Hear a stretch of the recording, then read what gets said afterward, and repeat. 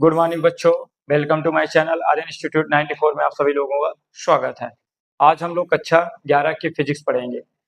Physics में क्या पढ़ेंगे? चैप्टर फर्स्ट पढ़ेंगे। चैप्टर फर्स्ट का नाम क्या आपका? भौतिक जगत। क्या नाम है चैप्टर? भौतिक जगत। तो चैप्टर का नाम हम लिख लेते हैं बेटा, भौतिक जगत। इसको इंग्लिश में क्या बोलते हैं? Physical world.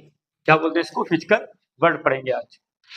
तो सबसे पहले हम लोग समझते हैं कि बेटा फिजिक्स क्या चीज है। मतलब आप लोग जानते हो फिजिक्स क्या? तो आज हम लोग पढ़ेंगे फिजिक्स क्या है। सबसे पहले फिजिक्स मतलब बात करेंगे बेटा भौतिक। तो भौतिक क्या है समझ लेते हैं आज। भौतिक क्या है आप लोगों को अगर पता हो ना, बिल्कुल बिंदास बता सकते हैं भौतिक क्या है। अगर नहीं मालूम तो फिर आज हम बता ही रहे हैं, आप लोग समझिए भौतिक क्या है। तो ध्यान देना सबसे पहले बेटा,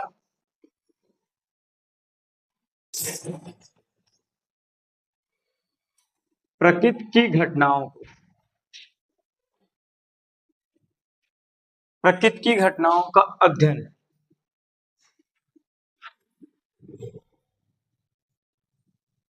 करना ही, प्रकृति की घटनाओं का अध्ययन करना ही क्या कहलाता है बेटा? भौतिक कहलाता है। क्या समझ में आप लोग को कि फिजिक्स क्या है? प्रकृति की घटनाओं का अध्ययन करना ही भौतिक कहलाता है। यानी प्रकृति में जो भी घटनाएं हो रही ना, आप लोग जो उसका अध्ययन करते हो ना, जो उसके बारे में पढ़ना चाहते हो, समझना चाहते हो, वही तो भौतिक है। ठीक है? क्या समझ में? भौतिक क्या चीज होती है कि प्रकृति की घटनाओं का अध्ययन करना ही भौतिक कहलाता है। इसको इस तरह भी बोल सकते हो कि प्राकृतिक घटनाओं का अध्ययन। शॉर्ट फॉर्म में क्या बोल सकते हो बेटा? प्राकृतिक घटनाओं का अध्ययन ही भौतिक कहलाता है। तो आप लोग को अब यहाँ समझ में आया होगा कि भौतिक क्या चीज होती है। तो प्रकृति की घटनाओं का अध्ययन ही क्या कहलाता है? भौतिक कहलाता है। मैंने दो परिभाषाएं आपको समझा दी है। आप इन दोनों परिभाषाओं में जो भी तुमको, आप लोगों को जो भी बेटर लगे कर सकते हैं, कोई दिक्कत नहीं है। अब बात आप लोग के दिमाग में आता होगा कि सर ये प्रकृति क्या चीज है, और दूसरा क्वेश्चन आता होगा कि घटनाएं क्या है। सबसे पहले आपको क्वेश्चन यही बन रहा होगा कि सर प्रकृति क्या है। तो आप लोग प्रकृति जानते क्या है?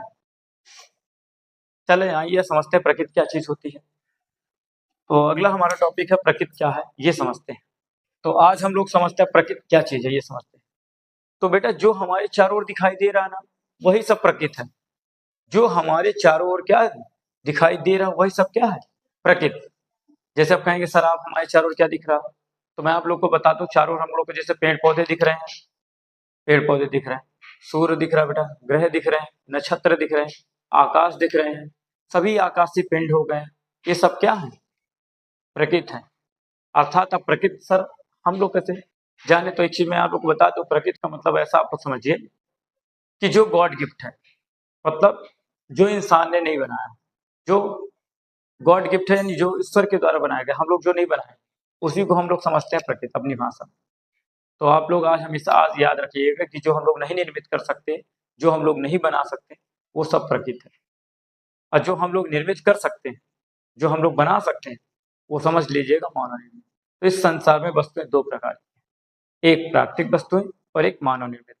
प्राकृतिक वस्तुएं कौन है? जो प्रकृति के द्वारा मिली, मतलब जो गॉड गिफ्ट है, उन्हें हमको मानना प्राकृतिक वस्तुएं। जैसे हो गए पेड़ पौधे हो गए, क्या हम लोग पेड़ पौधों को बनाए? नहीं बनाए। ठीक। दूसरी चीज हम लोग देख लेते हैं, तो जंगल का निर्माण क्या हम लोगों ने किया? नहीं, वो प्रकृति की देन है। पर्वत पहाड़ हम लोगों ने क्या बनाया? नहीं, तो वो सब क्या है? प्रकृति है। फिर इसी तरह आप समझ लीजिए ब्रह्मांड की सारी वस्तुएं, जैसे सूर्य हो गया, तारे हो गए, क्या हम लोगों ने बनाया? नहीं बनाया। तो ये भी क्या एक प्रकार का प्रकृति है, इसको भी आप लोग प्रकृति समझ सकते हैं। फिर दूसरी चीज है, प्रकृति है ही समझना, क्या प्रकृति है मान लीजिए। और दूसरी चीज, अब जैसे आप बोल रहे हो सर मानव निर्मित क्या है, तो देखिए जो प्रकृति में वस्तु उपलब्ध है, उन वस्तुओं को उपयोग करके अगर हम लोग अपना क्या करते हैं, नया रूप दे देते हैं, उसी को हम लोग बोलते हैं मानव निर्मित वस्तु। प्रकृति में कोई चीज उपलब्ध है, उसको हम लोग क्या करते हैं, उसका रूप रंग आकार बदल दे रहे हैं, जो बन जाती है उसे हम लोग क्या बोलते हैं, मानव निर्मित वस्तु। अब मानव निर्मित वस्तु कैसे बेटा, जैसे आप लोग देखिए बाटल बना रहे हैं, एग्जाम्पल, हम लोग मार्कर ये देखिए यूज कर रहे हैं, पेन यूज करते हैं, कॉपी किताब यूज कर रहे हैं।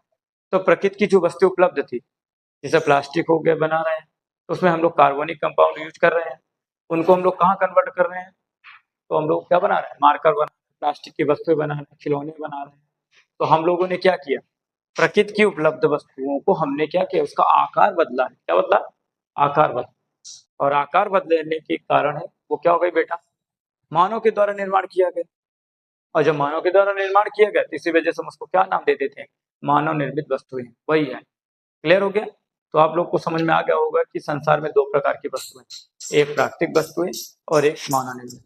अगर हम लोग अपने तरीके से देखा जाए तो सारी वस्तुएं ही इस ब्रह्मांड में क्या है, प्राकृतिक ही है। क्लियर हो गया आपको। अब बात आती तो हमारा यहाँ एक क्वेश्चन था कि बेटा प्राकृतिक क्या है, तो हमने आपको समझा दिया ना, प्रकृति में कोई दिक्कत। अगर आपको कहीं भी लगता है कि सर हमको डाउट आ रहा है तो आप हमें मैसेज यानी कमेंट कर दीजिएगा हमारे पे, हम आपको कांटेक्ट कर लेंगे। फिर दूसरी चीज हमारे पास बेटा घटनाएं था। हमने एक परिभाषा में देखिए आप लोग को लिखा था कि प्राकृतिक घटनाओं का अध्ययन, यानी प्रकृति तो हमने समझा दिया। अब आपके अंदर एक क्वेश्चन आया होगा कि सर घटनाएं क्या है।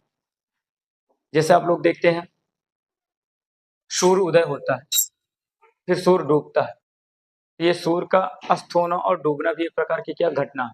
और ये कैसी घटना है, प्राकृतिक घटना है। कैसी घटना है, प्राकृतिक। दूसरी चीज आप लोगों ने देखा होगा कि भूकंप का आना, तो जैसे भूकंप आ रहा है ना, ये भी एक प्रकार की क्या प्राकृतिक घटना है। फिर इसी तरह आप लोगों ने देखा होगा बरसात होना, तो यानी जब बरसात होती है ना, तो क्या बरसात हम लोग कराते हैं, नहीं, वो भी एक प्रकार की क्या है, प्राकृतिक घटना, मतलब प्रकृति की ही घटना है। किसकी घटना है, प्रकृति की। और आप लोगों को एग्जाम्पल में देना तो बहुत है, काफी एग्जाम्पल है। जैसे दिन रात हो रहा, तो दिन रात का होना भी एक प्रकार की क्या है बेटा, प्राकृतिक घटना है। तो दिन रात का होना भी एक प्राकृतिक घटना है। फिर आप ऐसे ले सकते हैं, तो बहुत सी घटनाएं हैं एग्जाम्पल के लिए। अब आगे बात करते हैं। तो हम लोगों ने समझ लिया कि प्रकृति की घटनाओं का अध्ययन। अब हम लोग क्या समझना चाहते हैं, अब हमारा अगला टॉपिक है अध्ययन करना। अध्ययन मतलब जैसे प्रकृति की घटनाएं, तो हम लोग क्या जानना चाहिए कि दिन और रात क्यों होते हैं, किस कारण से होते हैं, इसको हम लोग जानना चाहते हैं, समझना चाहते हैं। तो फिजिक्स इसीलिए पढ़ते हैं बेटा कि प्रकृति की घटनाओं का अध्ययन, मतलब प्रकृति में दिन रात, अब जैसे प्रकृति में बोला ना दिन रात का होना, तो दिन रात एक प्रकार की क्या है, प्राकृतिक घटना है। अब दिन रात क्यों होते हैं, किस लिए होते हैं, ये आपको समझना पड़ता है। और जो आप समझना चाहते हो वो हम कहाँ समझते हैं, फिजिक्स में समझते हैं। दूसरा हमारा क्वेश्चन होता है कि हमने बोला जैसे बरसात का होना, तो देखे होंगे आप बरसात एक प्रकार की क्या है, प्राकृतिक घटना है। अब बरसात क्यों होती है, किस कारण से होती है, वो हम लोग कहाँ समझते हैं बेटा, फिजिक्स में पढ़ते हैं। क्यों पढ़ते हैं, फिजिक्स में पढ़ते हैं। दूसरा रीजन आप ले लीजिए, सूर्य का अस्त होना फिर डूबना, तो ये नहीं अस्त होना और उदय होना, ये चीजें भी आप समझते हैं। जो अस्त होना और डूबना ये सब समझते हैं, तो ये कहाँ समझते हैं, फिजिक्स में, क्योंकि उसमें हम लोग सूर्य के अस्त होने और उदय होने की घटनाओं को समझते हैं। फिर आप लोगों ने देखा होगा पृथ्वी का घूमना, ठीक है। तो ये जाने पृथ्वी से संबंधित जितनी भी घटनाएं आप लोग पढ़ते हैं वो सब कहाँ पढ़ते हैं, फिजिक्स में पढ़ते हैं। क्लियर। तो आप लोगों को समझ में आ गया होगा कि फिजिक्स हम लोग क्यों पढ़ रहे हैं, प्रकृति की सारी घटनाओं को अच्छे से समझना चाहते हैं। वहां किससे कोई लेना देना हम लोग को नहीं होता, हम लोग को सिर्फ केवल घटनाएं समझना होता है। तो अब हमने फिजिक्स सबको समझा दिया। अब आपके दिमाग में आया होगा कि सर ये भौतिक शब्द क्या है। तो मैं आपको बता देता हूँ, एक चीज जान लीजिए कि जो हम लोग भौतिक शब्द यूज करते हैं ना बेटा, ये एक प्रकार का, ध्यान देना, संस्कृत शब्द। कैसा शब्द है बेटा, ये संस्कृत शब्द है। भौतिक एक ऐसा शब्द है, संस्कृत शब्द है। इस शब्द को हम लोगों ने कहाँ से लाया, इस शब्द को हम लोगों ने याद करना, इस शब्द का यूज हम लोगों ने वेदों से किया है। इससे वेदों से इस शब्द का उपयोग किया है। तो याद रखिएगा कि भौतिक एक संस्कृत शब्द है और भौतिक शब्द को हम लोग कहाँ से लाए, वेदों से लाए। क्लियर। अगला एक क्वेश्चन और होगा। तो हमने दो चीज यहाँ समझ, एक चीज मैं और आपको बता दूं, भौतिक के बाद आता बेटा ये फिजिक्स। यानी भौतिक को हम लोग इंग्लिश में क्या बोलते हैं, फिजिक्स बोलते हैं। भौतिक को क्या बोलते हैं, इंग्लिश फिजिक्स बोलते हैं। अब आपके दिमाग में आया होगा कि सर ये फिजिक्स शब्द आपने कहां से लाया? तो मैं आप लोग को बताता हूँ कि इस फिजिक्स शब्द की उत्पत्ति कहां से हुई है? लैटिन वर्ड से हुई है। किससे हुई है? इस फिजिक्स शब्द की उत्पत्ति हुई है लैटिन वर्ड से। ठीक, कहीं कहीं बहुत लोग बोलते हैं लैटिन को क्या ग्रीक भी बोलते हैं, तो आप लोग को कंफ्यूज नहीं होना। लैटिन वर्ड बोलिए या ग्रीक वर्ड बोलिए, दोनों एक ही शब्द है। फिजिक्स कहां से आया? लैटिन वर्ड या ग्रीक वर्ड से। क्लियर यहाँ तक आप लोगों को? आगे हम अब चर्चा कर रहे हैं। तो आप लोगों को हम बात कर रहे थे फिजिक्स कहां से आया। तो फिजिक्स कैसा वर्ड है? लैटिन और ग्रीक वर्ड है। और फिजिक्स कैसा वर्ड है बेटा? इंग्लिश वर्ड है। लेकिन फिजिक्स को लैटिन या ग्रीक वर्ड्स में क्या बोलते हैं? तो मैं आज आपको ये भी बता देता हूँ कि लैटिन या ग्रीक वर्ड्स में फिजिक्स को क्या कहते हैं। अगर आप लोग जानते हैं तो फिर कोई बात नहीं, आराम से बोल सकते हैं क्या है। फिर भी अगर नहीं पता तो मैं आपको बताऊंगा ही, क्योंकि मैं आपको बताने के लिए तो आया हूँ। तो समझ लीजिए कि फिजिक्स क्या है बेटा। फिजिक्स किस वर्ड से निकला है बेटा? लैटिन वर्ड से। या ध्यान दीजिएगा, ग्रीक वर्ड से डिराइव हुआ है।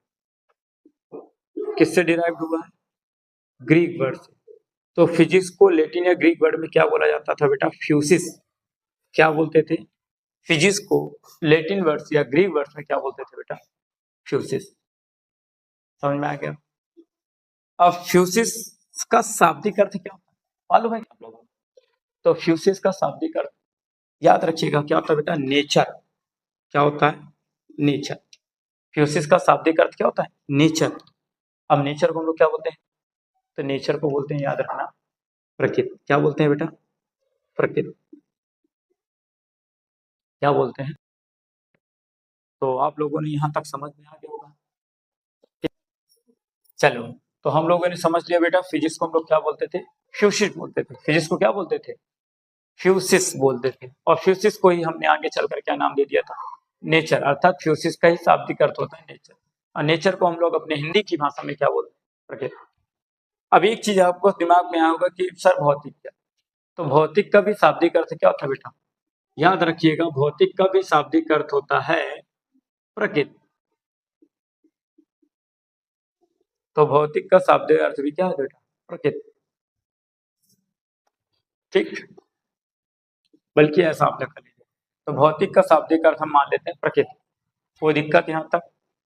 अब हम बात करते हैं बेटा, दो चीज तो हम लोगों ने समझ लिया। अब आपके दिमाग में आ गया कि सर ये किसका पार्ट है? फिजिक्स। तो याद रखिएगा, फिजिक्स हमारा साइंस का हिस्सा है।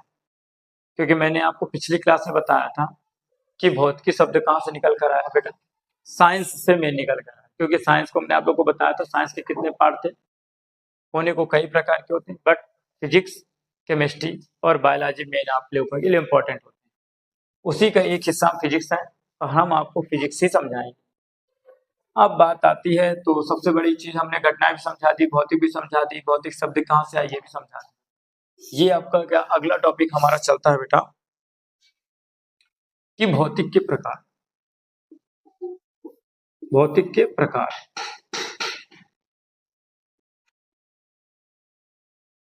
या देखा जाए तो बेटा, टाइप्स ऑफ फिजिक्स क्या पढ़ रहे हैं हम लोग? टाइप्स ऑफ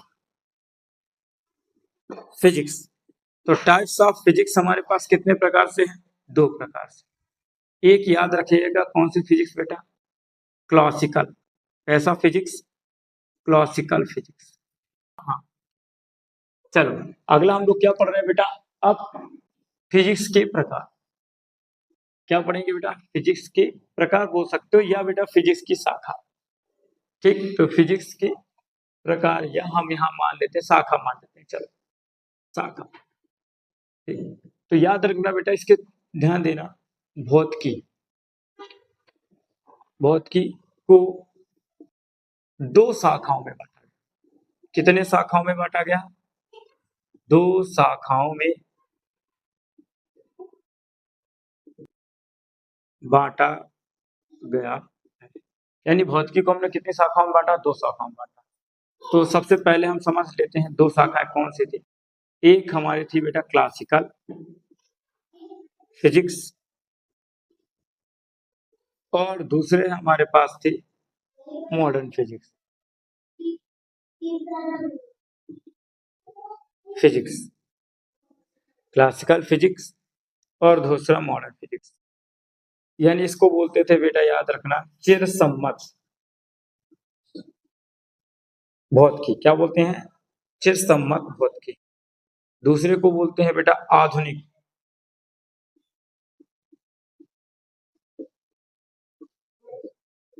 भौतिकी।